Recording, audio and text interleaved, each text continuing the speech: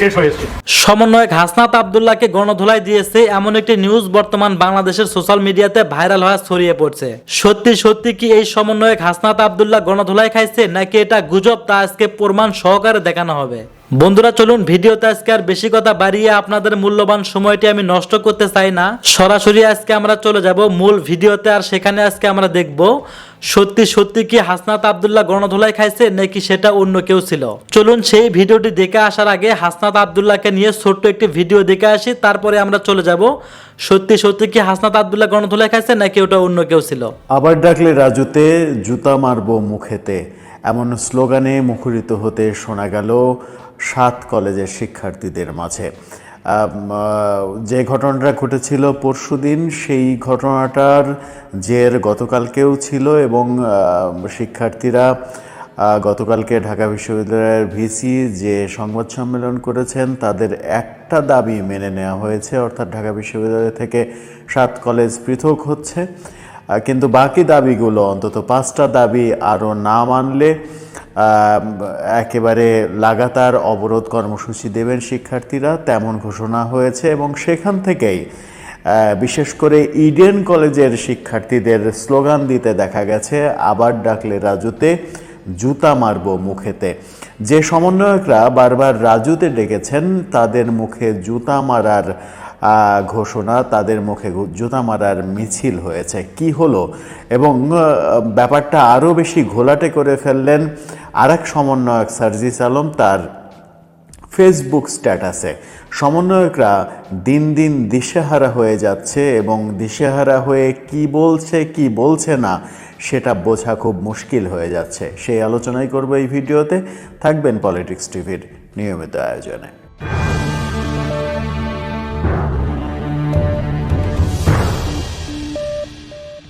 বলছিলাম সমন্বয়কদের কথা। সমন্বয়ক হাসনাত আব্দুল্লাহকে উদ্দেশ্য করে মিছিল হয়েছে, আবার ডাকলে রাজুতে, জুতা মারবো মুখেতে। এই মিছিল যে সমন্বয়কদের জন্য এবং বৈষম্য বিরোধী আন্দোলনের জন্য কতটা অপমানজনক সেটা বুঝতে রকেট সায়েন্স বোঝার প্রয়োজন হয় না, খুব সহজেই বোঝা যায়। শিক্ষার্থীরা তাদের দাবি পূরণ না হওয়ায় ঢাকা বিশ্ববিদ্যালয়ের অবরোধ সহ নানা রকমের কর্মসূচির ঘোষণা দিয়েছে, আলটিমেটাম দিয়েছে। তাদের বাকি 5টা দাবি মেনে না নিলে তারা কঠিন কর্মসূচিতে যাবে, যার মধ্যে ঢাকা বিশ্ববিদ্যালয়ের প্রো ভিসির পদত্যাগ, নিউ মার্কেট থানার এসি এবং ওসির অপসারণ সহ অনেকগুলো দাবি রয়েছে। সেখানে ইডেন কলেজের শিক্ষার্থীদের মুখে শোনা গেল আর আবার ডাকলে রাজুতে, জুতা মারবো মুখেতে এই স্লোগান। এবং এই স্লোগান যে সমন্বয়ক হাসনাত আব্দুল্লাহকে কেন্দ্র করেই দেওয়া হয়েছে সেটা খুব সহজে অনুমেয়। যখন এই স্লোগান হচ্ছে তখন সমন্বয়ক সার্জিস আলম সেই মিছিলকে, সেই স্লোগানকে আরও বেশি উস্কে দিয়েছেন। সেই উস্কে দেওয়ার কারণেই মূলত এই স্লোগান হয়েছে বলে অনেকে মনে করছেন। সার্জিস আলম গতকালকে যে ফেসবুক স্ট্যাটাস দিয়েছেন সেই ফেসবুক স্ট্যাটাস 7 কলেজের শিক্ষার্থীদের জন্য চরম অপমানজনক এবং তাদেরকে আওয়ামী লীগের দোসর, আওয়ামী লীগের পান্ডা গুন্ডা এভাবে জাহির করার চেষ্টা করেছেন সার্জিস আলম। যে স্ট্যাটাস অনেক বেশি তুলকালাম কাণ্ড ঘটিয়ে দেবে বলে অনেকে মনে করছেন। সার্জিস আলম প্রথমেই লিখেছেন, আশেপাশে এমন বহুত শত্রু আছে যারা সুযোগ পেলে খুন করে ফেলবে, এইটা জানার পরেও মবের মধ্যে ঢুকে মারামারি থামানোর কথা বলতে হ্যাডাম লাগে। অন্য কেউ এই সাহস করে নাই, সাহস করেছে হাসনাত আব্দুল্লাহ। সাহসটা করার জন্য হাসনাতকে মাথায় তুলে ফেলতে হবে সেটা বলছি না, তবে ন্যূনতম অ্যাপ্রিসিয়েটটা অন্তত করতে শিখেন। হয়তো ফলাফল প্রত্যাশিত হয়নি, কিন্তু এর চেয়েও খারাপ কিছু হতে পারত। সবচেয়ে বড় কথা হচ্ছে উদ্দেশ্য সৎ ছিল। 7 কলেজের শিক্ষার্থীদের যে দাবি মিছিল, আন্দোলন সেটাকে মবের সাথে তুলনা করেছেন, সেটাকে মব হিসেবে সার্জিস আলম এবং আওয়ামী লীগের দোসর হিসেবে কর্মকাণ্ড হিসেবে তিনি তুলনা করেছেন। মবের কথা যদি বলা হয় তাহলে মব কারা তৈরি করেছে, সুপ্রিম কোর্টে গিয়ে বিচারপতি অপসারণ সহ রাষ্ট্রপতি অপসারণ, ৭২-এর সংবিধান মুছে ফেলা, বিভিন্ন জায়গায় জোর করে এর অপসারণ ওর অপসারণ, শিক্ষকদের তার চেয়ার থেকে সরিয়ে ফেলা, এই যে ৫ আগস্টের পরে যে মব তৈরি হয়েছে, সেই মব বৈষম্যবিরোধী ছাত্র আন্দোলনের নেতৃত্বাধীন সমন্বয়ক এবং সমর্থকদের দ্বারাই তৈরি হয়েছে, এটা অনেকে মনে করেন। সেই সার্জিস আলমই মবের দৃষ্টান্ত দিলেন।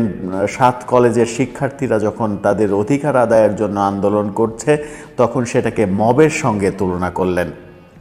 তিনি হাসনাত আবদুল্লাহর প্রশংসা করে বলেছেন, এই ছেলেটার সমস্যা হলো এর মাথা গরম আর সব সময় গ্রেটার পার্সপেক্টিভে চিন্তা করে। তিনি এক জায়গায় লিখেছেন, এই মাথা গরম খ্যাপা ছেলেটার দোষ হচ্ছে যখনই কোথাও অস্থিতিশীল অবস্থা দেখা দেয়, ষড়যন্ত্রের গন্ধ পাওয়া যায়, তখনই কোনো কিছু চিন্তা না করে সমাধানের জন্য ছুটে যায়, হোক সেটা ক্যাম্পাস, রাজপথ কিংবা অন্য কোথাও। অর্থাৎ ৭ কলেজের যে আন্দোলন, সেই আন্দোলনকে তিনি ষড়যন্ত্র হিসেবে দেখছেন। এটা ষড়যন্ত্র, তো ষড়যন্ত্র হোক, আন্দোলন হোক, যেটাই হোক, সমন্বয়কদের সব জায়গায় মাথা ঘামাতে হবে কেন? সমন্বয়কদের সব জায়গায় মাথা ঘামিয়ে ব্যাপারটাকে আরও বেশি জটিল করে ফেলার যে চেষ্টা, সেই চেষ্টা কেন হবে? ব্যাপারটা জটিল ছিল, আরও জটিলতর করা। যে কাজটা পুলিশের, আইন শৃঙ্খলা বাহিনীর, সেই কাজটা পুলিশকে, আইন শৃঙ্খলা বাহিনীকে করতে না দিয়ে সমন্বয়কদের মাঠে নেমে যেতে হবে। যে সমন্বয়ক আবার ছাত্র না, সেই সমন্বয়ক ছাত্রের সামনে যে নিজেকে জাহির করার চেষ্টা করবেন। এবং সার্জিস আলম যেভাবে হাসনাত আবদুল্লাহর কর্মকাণ্ডকে সমর্থন করলেন, হাসনাত আবদুল্লাহ লাঞ্ছিত হয়েছেন, তাকে নিয়ে ধাক্কাধাক্কি করা হয়েছে, এটা মবের মধ্যে ঢুকে পড়েছেন তিনি। ছাত্রদের আন্দোলনকে মব বললেন, ছাত্রদের আন্দোলনকে ষড়যন্ত্র বললেন। তো এটা যদি ষড়যন্ত্র হয় তাহলে বৈষম্য বিরোধী আন্দোলনের সময় তারা যেগুলো করেছেন সেগুলোও নিশ্চয়ই ষড়যন্ত্র। সেটাও দেশের বিরুদ্ধে ষড়যন্ত্র, যেটা শেখ হাসিনা সরকার বলার চেষ্টা করেছেন যে এটা ষড়যন্ত্র। তো শেখ হাসিনার বিরুদ্ধে ষড়যন্ত্র, তাহলে কি এটাও মেনে নেবেন যে সেটা ষড়যন্ত্র ছিল?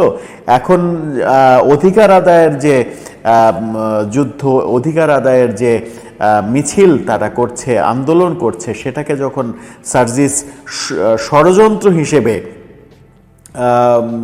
আখ্যায়িত করলেন, তখন সেটা ৭ কলেজের শিক্ষার্থীদের জন্য চরম অপমানজনক। এবং চরম অপমানজনক বলেই তারা এবার স্লোগান ধরেছে, আবার ডাকলে রাজুতে, জুতা মারবো মুখেতে।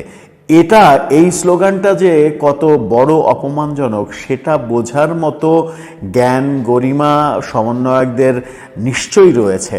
তারা বুঝবেন এবং বুঝে তাদের বোধোদয় হবে, সেটা আমরা প্রত্যাশা করতেই পারি। সার্জিস আলম শেষটা করেছেন এভাবে, সেটা হচ্ছে যে কতজনের কত রকম স্বার্থ আর ধান্দা সেটা আমরা বুঝি।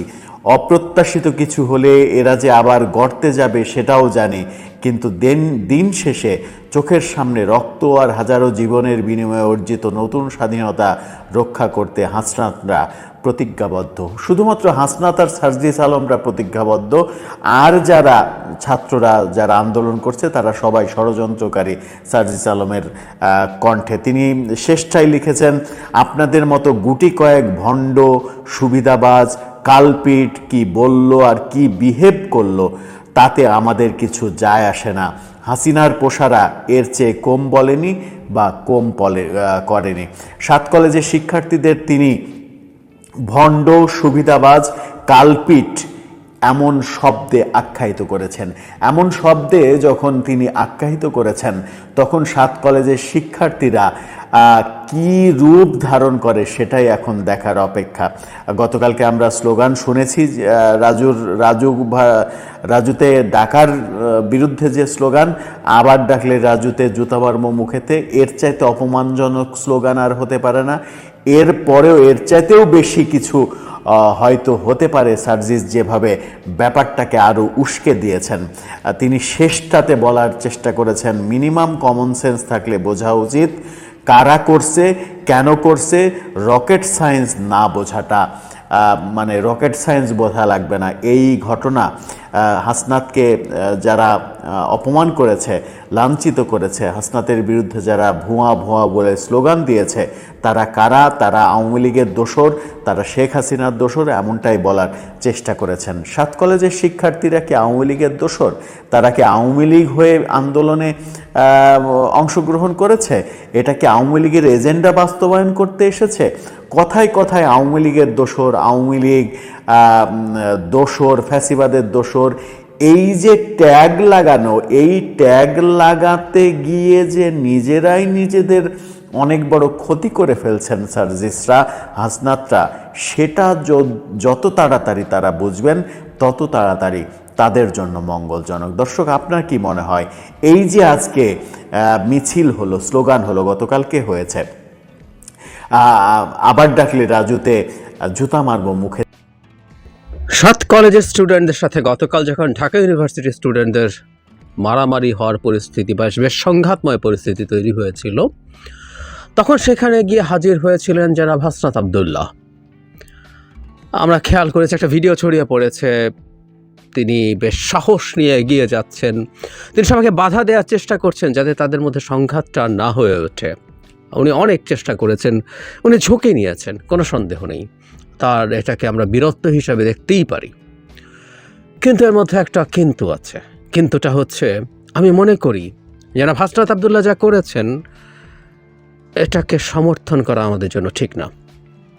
অনেকেই দেখছে এটা নিয়ে প্রচুর প্রশংসা করছেন। একদিক থেকে দেখতে গেলে এটা অবশ্যই খুবই প্রশংসার ব্যাপারও, কিন্তু আমি প্রশংসা করছি না এবং আমি এই প্রশংসার মধ্যে বিপদ আছে বলে মনে করি।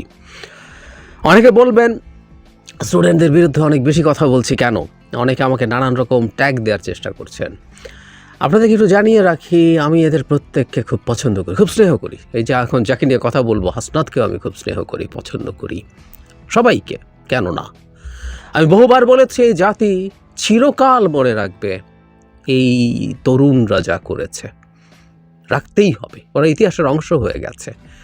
এবার পরবর্তীতে তাদের পলিটিক্যাল ভবিষ্যৎ কী হবে, তারা তার কেমন হয়ে উঠবেন, রিয়েলি ডোন্ট নো। পৃথিবীতে বা বাংলাদেশের ইতিহাসেই বড় বড় লড়াই করা মানুষজন, বড় বড় ইভেন মুক্তিযুদ্ধ করা মানুষজনের, বিরাট বিরাট খেতাব পাওয়া মানুষজনের পরবর্তীতে পচে যাওয়া আমরা দেখেছি, কিন্তু তাতেও তাদের ওই মুক্তিযুদ্ধের সময়কার রোল মিথ্যা হয়ে যায় না। আমরা আশা করি এই তারুণ্যের শক্তি যেটা তৈরি হয়েছে এটা খুব চমৎকারভাবে একটা রাজনৈতিক শক্তিতে পরিণত হবে, এতে আমাদের দেশের মানুষের লাভ। যাই হোক, আলোচনাটায় আসি। কী কারণে আমি মনে করছি এটা ক্ষতিকর? উনি ঝুঁকি নিয়েছেন এবং যে পরিস্থিতি তৈরি হয়েছিল, এই পরিস্থিতিতে জনাব হাসনাত যখন গেছেন ওনার বিপদ হতে পারত এবং একটা পর্যায়ে তার বিরুদ্ধেও স্লোগান হয়েছে, এক ধরনের ভার্বাল হেনস্থা তাকে করার চেষ্টা হয়েছে, মানে বিপক্ষেই ইনফ্যাক্ট কম বেশি এটা করার চেষ্টা করে, বিশেষ করে 7 কলেজের দিক থেকে সম্ভবত এটা বেশি হয়েছে। তো এটা নিয়েই অনেকের কাছে খারাপ লাগছে যে এই হাসনাত আমাদের সাথে, আমাদের এই মুভমেন্টের সময় এটা করেছেন, সুতরাং তার এই রকম কিছু আমরা মেনে নেব, আমরা হাসনাতের সাথে আছি। আমরা আসলে হাসনাতের সাথে আছি, আমরা যারা ওই স্টুডেন্ট যারা ওখানে ছিল তাদের সাথেও আছি, আমরা সবার সাথে আছি, সবার সাথে আছি। কিন্তু হাসনাত যে ভুলটা করেছেন, এই ভুলটার কথা আমি হাসনাতকে আমার সাথে একটা টক শোতে, আমরা খালেদ মহিউদ্দিন ঠিকানায় গেছেন, আমি হাসনাতের সাথে একটা টক শোতে ছিলাম, আমি ওখানে অন রেকর্ড, সুতরাং আমি এর মধ্যে লোকচাপার কিছু, আমি অন রেকর্ড হাসনাতের সামনে বলেছিলাম যে আপনারা যখন বিভিন্ন জায়গায় সমস্যার সমাধানের জন্য গিয়ে হাজির হন, তখন এই সরকারের ব্যর্থতাকে চোখে আঙ্গুল দিয়ে দেখিয়ে দেয়। এটা যে কেউ বলবে যে বাংলাদেশে একটা সরকার আছে, সেই সরকারটা কিছু করতে পারছে না, সেখানে বিভিন্ন জায়গায় স্টুডেন্টদেরকে যেতে হচ্ছে এবং তাদেরকে একরকম দলবল নিয়ে যেতে হচ্ছে, বা আমরা সহজ ভাষায় যদি বলি মব তৈরি করতে হচ্ছে। এই পরিস্থিতি তৈরি হয়েছে, আমাদের নিশ্চয়ই মনে আছে। ওটার পরও আমি বেশ এটাকে নেগেটিভলি দেখেছিলাম। সেটা হচ্ছে আনসাররা যখন সোকল আনসাররা, মানে এর মধ্যে নাকি ভেতরে ভেতরে অনেকেই আওয়ামী লীগের লোকজনও জড়িত ছিল, তারা তারা একরকম সচিবালয় ঘেরাও করেছিল, তখন হাসনাতরা রীতিমতো আহ্বান করে ছাত্রদেরকে ডেকে এরকম তাদের উপরে বল প্রয়োগ করার চেষ্টা করেছিলেন। এরকম আরও অনেকগুলো ঘটনা ঘটেছে, বিভিন্ন জায়গায় গিয়ে তারা হাজির হচ্ছেন। তাদের তো আসলে কোনো রাষ্ট্রীয় অথরিটি নেই, কোনো সরকারি অথরিটি নেই, সেই কারণেই আসলে এই প্রশ্নগুলো তৈরি হয়।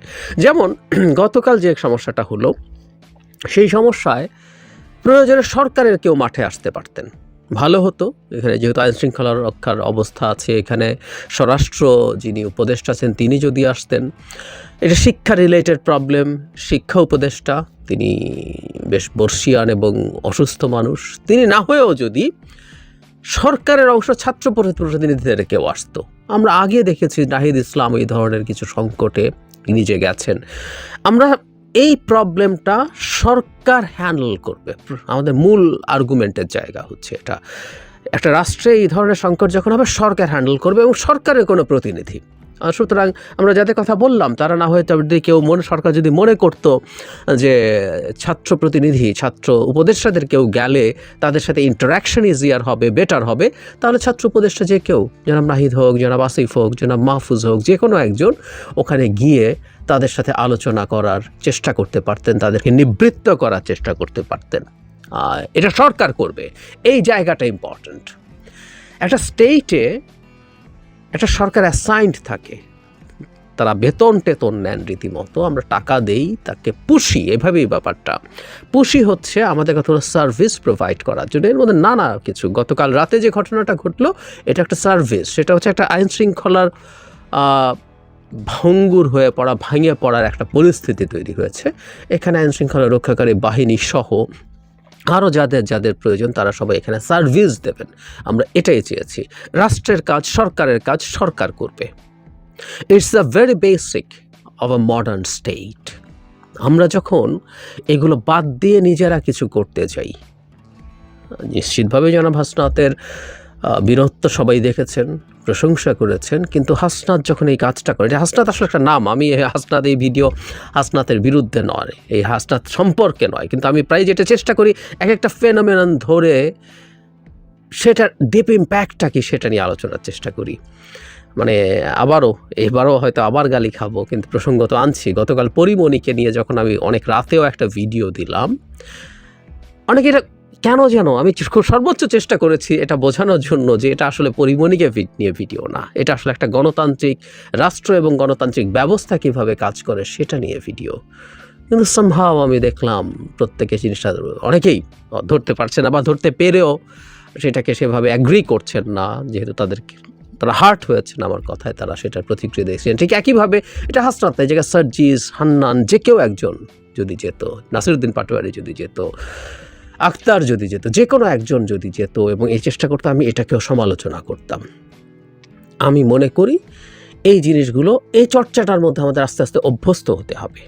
আমরা শুরুর দিকের কিছুদিনও যদি বেনিফিট অফ ডাউট দেই, আইন শৃঙ্খলা রক্ষাকারী বাহিনী ঠিকঠাক মতো কাজ করছিল না, আমাদের সরকারও ঠিকঠাক মতো বুঝে উঠতে পারছিল না, সব কিছু নিয়ন্ত্রণে আনতে পারছিল না, সেই পরিস্থিতিতে কিছু কিছু ক্ষেত্রে হয়েছে কেউ কেউ এটার বেনিফিট অফ ডাউট দেওয়ার চেষ্টা করতেই পারেন। কিন্তু পরবর্তীতে যেটা দাঁড়ালো, 6 মাস যখন হয়ে গেছে সরকারের, এগুলো সরকারকে আমরা নিয়ন্ত্রণ করতে দেখতে চাই। এবং এই ধরনের জায়গায় গিয়ে যখন এই ধরনের পরিস্থিতি ফেস করে, এটা বিপজ্জনকও হতে পারত তার উপরে। অবশ্য কেউ কেউ বলবেন ওরা শেখ হাসিনার বিরুদ্ধে জীবনের ঝুঁকি নিয়ে দাঁড়িয়েছেন, এই ঝুঁকি তারা কেন নেবেন? আমার কাছে পাল্টা প্রশ্ন হচ্ছে, যখন ঝুঁকিটা নেওয়া প্রয়োজন তখন ঝুঁকিটা নেওয়া হোক। এই রাষ্ট্রের যদি জেনুইন আবার প্রয়োজন হয় তখন তারা এটা করবেন।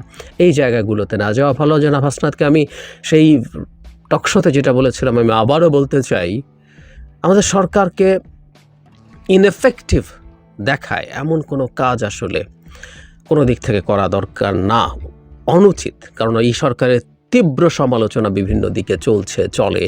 এই সমালোচনাগুলো পরবর্তীতে যেটা দাঁড়াবে, যারা আমাদের বিরুদ্ধে কাজ করছে তাদের কাছে এগুলো অস্ত্র তুলে দেওয়া হয় যে বাংলাদেশে এখনও মব তৈরি হচ্ছে, বাংলাদেশে এখনও সরকার কিছু পারছে না, ওখানে গিয়ে একজন ছাত্র সমন্বয়ক গিয়ে ওখানে এটাকে সামাল দেওয়ার চেষ্টা করছেন। এগুলো প্রত্যেকটা আসলে নেগেটিভ পারসেপশন। এবং আমরা যতই প্রশংসা করব হাসনাতদের যে বয়স, এই বয়স বীরত্ব দেখানোর বয়স, এই বয়স মানুষের প্রশংসায় খুবই ইনফ্লুয়েসড হওয়ার বয়স, ফলে এই চর্চাগুলো আরও বাড়বে। আজকে হাসনাত আবার হয়তো করতে চাইবেন, কোনোদিন আরেকজন করতে চাইবেন।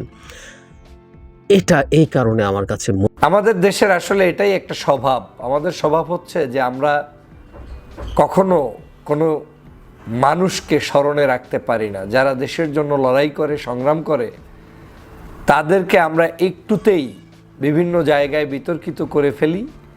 বিতর্কিত করে যে কোনো মূল্যে তাদেরকে অবনত রাখতে চাই, অপদস্থ করতে চাই, এবং বিপদকালীন সময় যারা আমাদের পাশে থাকে আমরা তাদেরকে সমাজ থেকে কাটছাঁট করার খুব একটা সুন্দর পরিকল্পনা করি। হাসনাত সাহেবেরও সব কিছু আপনার পছন্দ হবে বা আমারও আদৌ পছন্দ হবে এমনটা না, কিন্তু আমাদের কৃতজ্ঞতার মাত্রাটা যদি এতই নিম্ন বর্ণে চলে যায় তাহলে এই দেশে কখনোই আর যোগ্য নেতৃত্ব তৈরি হবে না। গতকালকের গভীর রাতে হঠাৎ করে 7 কলেজ এবং ঢাকা বিশ্ববিদ্যালয়ের ছাত্রদের মধ্যে উত্তেজনা ছড়িয়ে পড়ে। এই উত্তেজনা নিবারণ করতে সেখানে উপস্থিত হন বৈষম্যবিরোধী ছাত্র আন্দোলনের বর্তমান আহ্বায়ক হাসনাত আব্দুল্লাহ। আমরা দেখেছি হাসনাত আব্দুল্লাহকে অত্যন্ত সাহসিকতার সাথে ছাত্র ভাইদের কাছে সেখানে গিয়ে দুই পক্ষকেই এই ধরনের সংঘাত কিংবা রাতের বেলার একে অপরের সাথে তুমুলভাবে ঝগড়ায় লিপ্ত হওয়া কিংবা ধাওয়া পাল্টা দেওয়াকে থামানোর জন্য তিনি গিয়েছেন। তার সাথে আর কয়েকজন সাহসী যোদ্ধা সেখানে গিয়েছেন। আমি আন্তরিকভাবে এটাকে সাধুবাদ জানাই। বাংলাদেশের প্রেক্ষাপটে এরকম একটি পরিস্থিতিতে নিশ্চয়ই অনেক নেতারাই দেখবেন সময়ের সুযোগ খুঁজে পালানোর চেষ্টা করবে, কিন্তু এই বৈষম্যবিরোধী আন্দোলনের সংগ্রামী যে আহ্বায়ক রয়েছেন তিনি সেখানে নির্দ্বিধায় বুক উঁচিয়ে গিয়ে উপস্থিত হয়েছেন। তার ব্যক্তিগত জীবন নিয়ে, রাজনৈতিক কর্মকাণ্ড নিয়ে কিংবা তার সদালাপী মনোভাব কিংবা তার আচরণ নিয়ে কারো না কারো আনন্দ থাকতে পারে, আবার কারো না কারো বিরক্তও থাকতে পারে, সেটা ভিন্ন আলোচনা। যে কোনো ব্যক্তি রাজনীতি করতে আসলে তাকে নিয়ে সমালোচনা থাকবে, আলোচনা থাকবে, এটাই স্বাভাবিক। কিন্তু যে সাহসিকতা তিনি দেখিয়েছেন এবং প্রত্যেকটা ইস্যুতেই তিনি যেভাবে মাঠে নেমে সামনে দাঁড়িয়ে সবাইকে নিয়ন্ত্রণ করা, নিবারণ করা কিংবা বুঝ দিয়ে সংযত আচরণ করার জন্য উদ্বুদ্ধ করছেন, সেটা অবশ্যই প্রশংসনীয়। কিন্তু দুঃখের সাথে বলতে হচ্ছে বাংলাদেশে আমরা দেখলাম অতি উৎসাহী আমাদের অনেক ভাইয়েরা, বোনেরা, যেহেতু জিনিসটি হাসনাত আব্দুল্লাহর কর্মকাণ্ড হয়েছে, হাসনাত আব্দুল্লাহকে কেউ কেউ সেখানে বিভিন্নভাবে স্লোগান দিয়ে বিতর্কিত করার চেষ্টা করেছে রাতের বেলা। সেখানে তার উপরে আক্রমণ না হলেও তাকে এক ধরনের অপমান করার হয়তো কেউ না কেউ চেষ্টা করতে চেয়েছেন। সেই জিনিসগুলোকে নিয়ে বাংলাদেশের অনেক মানুষ আবার নতুন করে আলোচনাও শুরু করেছেন। আমাদের দেশের আসলে এটাই একটা স্বভাব। আমাদের স্বভাব হচ্ছে যে আমরা কখনো কোনো মানুষকে স্মরণে রাখতে পারি না। যারা দেশের জন্য লড়াই করে, সংগ্রাম করে, তাদেরকে আমরা একটুতেই বিভিন্ন জায়গায় বিতর্কিত করে ফেলি। বিতর্কিত করে যে কোনো মূল্যে তাদেরকে অবনত রাখতে চাই, অপদস্থ করতে চাই, এবং বিপদকালীন সময় যারা আমাদের পাশে থাকে আমরা তাদেরকে সমাজ থেকে কাটছাঁট করার খুব একটা সুন্দর পরিকল্পনা করি। আমি নিশ্চিত যে আবুল হাসনাত সাহেবের, এই হাসনাত আব্দুল্লাহ সাহেবের এখন পর্যন্ত ওই অর্থে রাজনৈতিক বিশাল জ্ঞান কিংবা বড়ত্বের জায়গায় যাওয়ার মতো পরিস্থিতি হয়নি। তিনি এখনও লার্নার, শিখছেন। তবে তারা এই জুলাই বিপ্লবের যে মানুষকে যে বিজয় ছিনিয়ে এনে দিয়েছেন 5ই আগস্ট, এটা তাদের জন্য বড় অ্যাচিভমেন্ট এবং দেশের জন্য, আমাদের জন্য সবচাইতে বড় পাওয়া। তারা আজকের যে জীবন বাজি রেখে আমাদের জন্য যখন লড়াই করেছিলেন, তখন তারা আমাদের সামনে ছিলেন সিংহ, তারা আমাদের সামনে ছিলেন বাঘ, তারা আমাদের সামনে ছিলেন বাংলাদেশের সত্যিকার মুক্তিযোদ্ধা। কিন্তু যখনই তারা তাদের এই জায়গা থেকে রাজনৈতিক জায়গায় পদার্পণ করা শুরু করছেন, কথা বলছেন, সমাজ নিয়ে ভাবছেন, রাজনীতি নিয়ে ভাবছেন, সেটাকে খুব কম সংখ্যক মানুষই ওয়েলকাম জানানো শুরু করেছেন। বেশিরভাগ জায়গায় তাদের দোষ ত্রুটিকে সামনে আনার চেষ্টা করছেন, যদিও বারবার এই রাজনীতিবিদ বা ইয়াংস্টাররা তাদের জায়গা থেকে স্পষ্ট করে সবসময় বার্তা দিয়েই চলেছে যে পারলে আমাদের বিরুদ্ধে কোনো একটি অভিযোগ পূর্ণাঙ্গভাবে উপস্থাপন করে দেখাও। আমি খুব কষ্ট পেয়েছি গতকালকের রাতের যেই আচরণটি তার সাথে ঘটেছে বা কেউ ঘটাতে চেয়েছে। যতটুকুই হয়েছে এতটুকুই কোনোভাবে কাম্য ছিল না। আমাদের ম্যাচুরিটির প্রত্যেকেরই অভাব আছে। আমি পূর্ণাঙ্গ কোনো ব্যক্তি না, আমারও অনেক কিছু আপনার ভালো লাগবে, অনেক কিছু লাগবে না। হাসনাত সাহেবেরও সব কিছু আপনার পছন্দ হবে বা আমারও আদৌ পছন্দ হবে এমনটা না। কিন্তু আমাদের কৃতজ্ঞতার মাত্রাটা যদি এতই নিম্ন বর্ণে চলে যায়, তাহলে এই দেশে কখনোই আর যোগ্য নেতৃত্ব তৈরি হবে না। আমি বারবার যে কথাটা প্রসঙ্গক্রমে বলি যে আমাদের যারা ইয়াংস্টার আছে, এখন যারা ছাত্রদের প্রতিনিধি আছে, এদেরকে ডেকে আমাদের শেখানো উচিত। কেউ কি এই কথা বলতে পেরেছি যে সর্বোচ্চ দলের আমি একজন নেতা, সর্বোচ্চ মিডিয়াম দলের নেতা, ছোট দলের নেতা, আমরা তাদেরকে কতবার ডাকতে পেরেছি? আমরা জানি যে তাদের অনেক আচার ব্যবহার, চলাফেরার মধ্যে যে উত্তেজনা, কারণ তারা ইয়াং, নতুন, মাঠে এসেছে, বিজয় ছিনিয়ে এনেছে। এখনো ক্রাইসিস, হাসিনার এই বিদায়ের পরে নতুন করে রাজনীতির মাঠগুলোতে তাদের অনেক কিছু হয়তো পাড়ি দেওয়া হয়নি।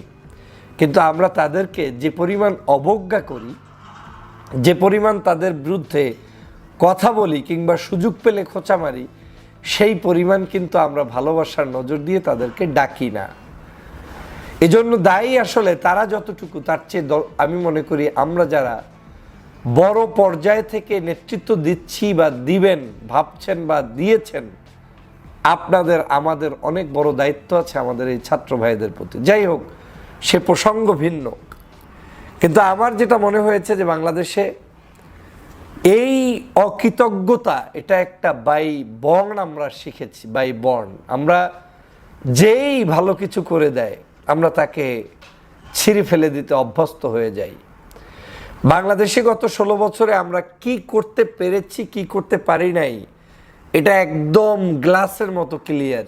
আপনার সামনে পানির নিচে তাকালে যেরকম দেখবেন সব ক্লিয়ার, একদম এখানে সম্পূর্ণটাই আপনি দেখতে পাচ্ছেন। হ্যাঁ, আমাদের উপরে জুলুম করেছে, অত্যাচার করেছে, আওয়ামী লীগের দুঃশাসন নেমে এসেছে, সব সত্য।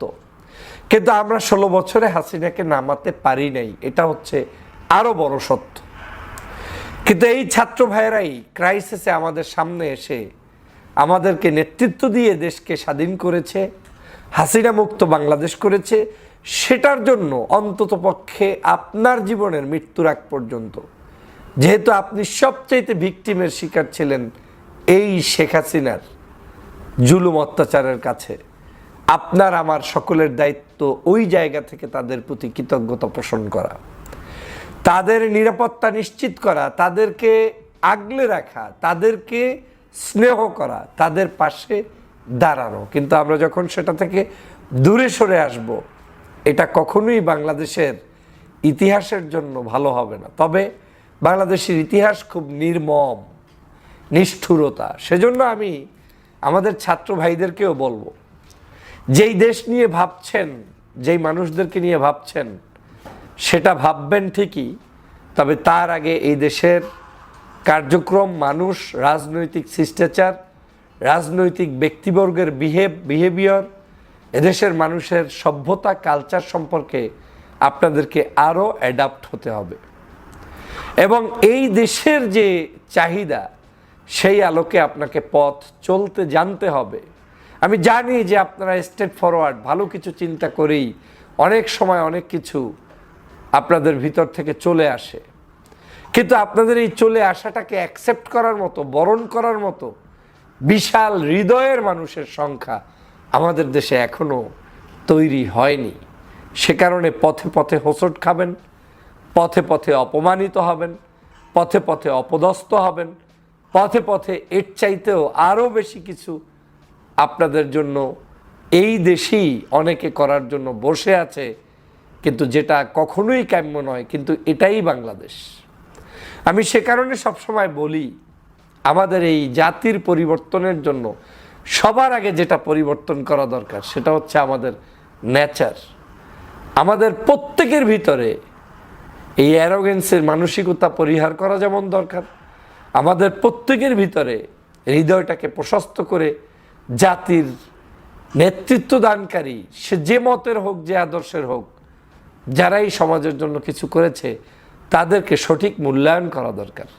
কিন্তু আমাদের দেশ সেটা করতে পারেনি। আমি ক্ষুব্ধ হয়ে সম্ভবত প্রেস ক্লাবে কয়েক মাস আগে স্বাধীনতার পরে কয়েকটা সমাবেশে ছোট ছোট ঘরোয়া যে সেমিনার হয়েছে বা আমাদের আলোচনা হয়েছে, সেখানে বলেছিলাম যে আজ বাংলাদেশে সবার আগে উচিত ছিল কি?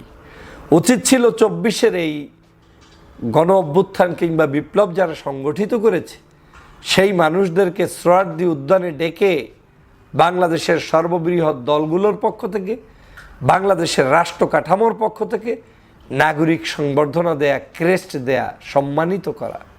কিন্তু আমি বিশ্বাস করি এখন পর্যন্ত কেউ সেই উদ্যোগ দেননি। কারণ আপনার দৃষ্টিভঙ্গিতে আমি যাকে দিব এই লোককে দিলে এ তো আরও মহান নেতা হয়ে যাবে। তা আমরা নেতা তৈরি করতে চাই না, আমরা অ্যাপ্রিসিয়েট করতে চাই না। মনে রাখবেন, আপনি যা আপনি তাই পাবেন, আমি যা আমি তাই পাবো।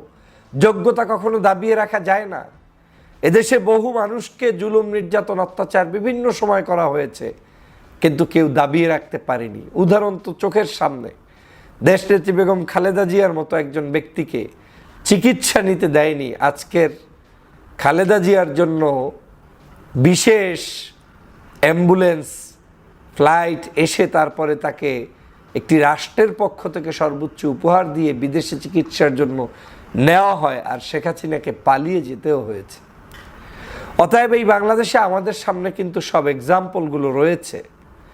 যেই দলগুলোকে নিষিদ্ধ করতে চেয়েছে আওয়ামী লীগ করেছে। ইভেন এই যে জুলাই মাসের আগে, মানে আগস্টের সম্ভবত 1 তারিখ বা 2 তারিখে শেখ হাসিনা পালিয়ে গিয়েছে, 5 তারিখ, 1 বা 2 তারিখে বাংলাদেশের জামাত শিবিরকেও নিষিদ্ধ করেছিল। কিন্তু আজকের আওয়ামী লীগের দরজা কিন্তু বাংলাদেশের কোনো অফিসে খুলতে পারে না, কেউ না। চ্যালেঞ্জ দিয়ে বলছি, কোনো অফিস নেই তাদের এখন, কিন্তু জামাত শিবির কিন্তু অফিস আছে। এভাবে করে সমস্ত চিত্রটা যদি দেখেন, রাজনৈতিক অঙ্গনের সব দল সবাই কিন্তু যার যার জায়গায় আছে। অতএব জুলুম, অত্যাচার, নির্যাতন যখনই কেউ কারো উপরে করবে, কিন্তু আসল জিনিস কেউ দাবিয়ে রাখতে পারে না। অতএব আমাদের এই হাসনাতের উপরে যারাই যেভাবেই নিগৃহীত কিংবা অপমান, অপদস্থ করার চেষ্টা করেন, যদি বাই বর্ন তার ভিতরে যে হিম্মতটা আছে, এটাকে আপনি দাবিয়ে রাখতে পারবেন না। আসুন আমরা শিক্ষা বান্ধব, ছাত্র বান্ধব, সংস্কার বান্ধব, যুগের সাথে তাল মিলিয়ে পরিবর্তনের জন্য এবং আগামীর সোনার বাংলাদেশ একটি দুর্নীতি, দুষ্কৃতি, সকল প্রকার অন্যায়, অবিচার, বেবিচার মুক্ত একটি সমাজ গঠন করি, সেই প্রত্যাশা থাকবে আমার সব সময়। আমি হাসনাত ভাইদের শুভকামনা করি। আপনি অন্য আদর্শের, ভিন্ন আদর্শের, ভিন্ন মতের যেখানেই থাকেন না কেন, আমার দোয়া, স্নেহ, ভালোবাসা আপনাদের পিছনে থাকবে সব সময়। কারণ আর কিছু না করেন, আপনি আমার সোনার বাংলাদেশকে স্বাধীন করার পিছনে ভূমিকা পালন করেছেন। আমরা সেই মুক্ত বাতাসে শ্বাস প্রশ্বাস নিতে পেরেছি, এর চেয়ে বড় কিছু আর দরকার নেই। শুকরিয়া মহান আল্লাহর দরবারে। আল্লাহ পাক আপনাদের এবং এই বাংলাদেশের যারাই যেখানে যতটুকু ধন্যবাদ প্রিয় দর্শকবিন্দু, আমাদের ফুল ভিডিওটি দেখার জন্য আপনাকে জানাই অসংখ্য অসংখ্য ধন্যবাদ। তো বন্ধুরা, এতক্ষণ যে ভিডিও ফুটেজগুলো দেখলেন, এই ভিডিও ফুটেজ নিয়ে আপনাদের কি মন্তব্য, এবং সেই সাথে প্রমাণিত হয়ে গেলে কিন্তু হাসনাত আব্দুল্লাহ মূলত গণধোলাই খায় নাই, তার সাথে একটা মানে 7 কলেজের শিক্ষার্থীদের একটা মন মালিন্য হয়েছে, মানে তাকে ভুয়া ভুয়া বলে স্লোগান দিয়েছে এ পর্যন্তই। এবং হাসনাত আব্দুল্লাহ এক পর্যায়ে দেখা যায় এই 7 কলেজের শিক্ষার্থীদেরকে আটকানোর মানে ঠেকানোর অনেক চেষ্টা করে। এটাই ছিল ভিডিও, মূলত তাকে কোনো গণধোলাই দেওয়া হয়নি। দয়া করে আপনারা কেউ গুজবে কান দিবেন না। এমন নিত্য নতুন আপডেট খবর সবার আগে পেতে চাইলে এখনই আমাদের এই পিচ্চি সাকিব ইউটিউব চ্যানেলটি সাবস্ক্রাইব করুন। ধন্যবাদ।